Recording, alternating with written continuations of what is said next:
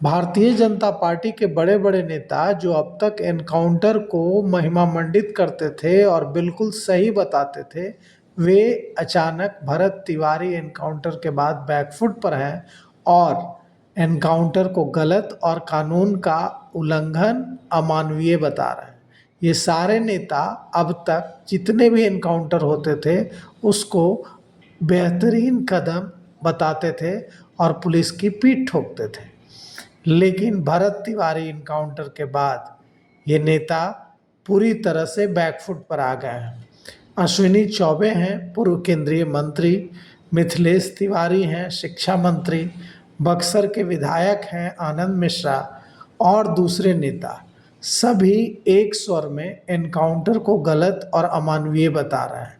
अश्विनी कुमार चौबे ने तो इस एनकाउंटर को पूरी तरह अमानवीय बताते हुए दोषी पुलिसकर्मियों को मृत्यु दंड देने की मांग कर दी है।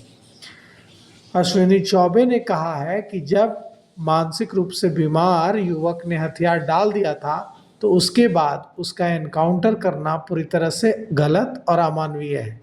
उन्होंने साफ शब्दों में कहा कि इस मामले में शामिल दोषी पुलिसकर्मियों को सख्त सजा मिलनी चाहिए और उन्हें मृत्यु दंड तक दिया जाना चाहिए। यह भी कहा कि अगर किसी शख्स ने आत्मसमर्पण कर दिया है, वो मानसिक रूप से बीमार है, तो उसकी जान लेना किसी भी तरह से उचित नहीं है। लेकिन यह तो हुई नेताओं की बात। आनंद मिश्रा जो पूर्व आईपीएस अधिकारी हैं और असम कैडर के आईपीएस अधिकारी रहे हैं और अब बक्सर से भारतीय जनता पार्टी के विधायक हैं, वे भी अब तक एनकाउंटर को ग्लोरीफाई करते रहते थे और बहुत सही कदम बताते थे बिहार पुलिस का। उन्होंने भी अब इस एनकाउंटर के खिलाफ आवाज़ बुलंद की है और कहा है कि उसकी उच्च स्तरीय जांच कर एक्शन होना चाहिए दोषी पुलिसकर्मियों पर।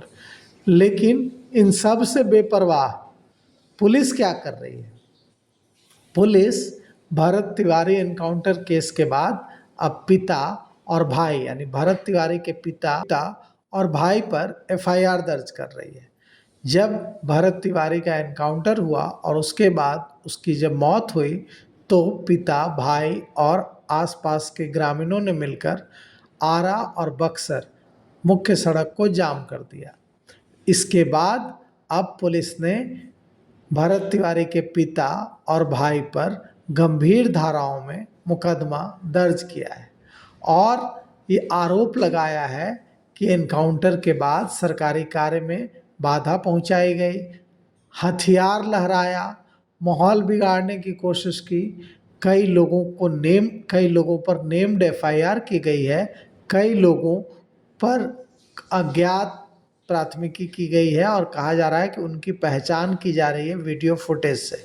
सब ठीक है, आरा बक्सर मुख्य मार्ग को जाम किया गया, प्रदर्शन किया गया, लेकिन जिस परिवार को मुआवजा दिलाने और न्याय दिलाने की मांग बिहार सरकार के शिक्षा मंत्री मिथिलेश तिवारी, पूर्व केंद्रीय मंत्री अश्विनी चौबे, बक्सर के विधायक आनंद मिश्रा और तमाम नेता कर रहे हैं, सत्ताधारी पार्टी के, भारतीय जनता पार्टी के ये नेता हैं, कोई विपक्ष के नेता नहीं है।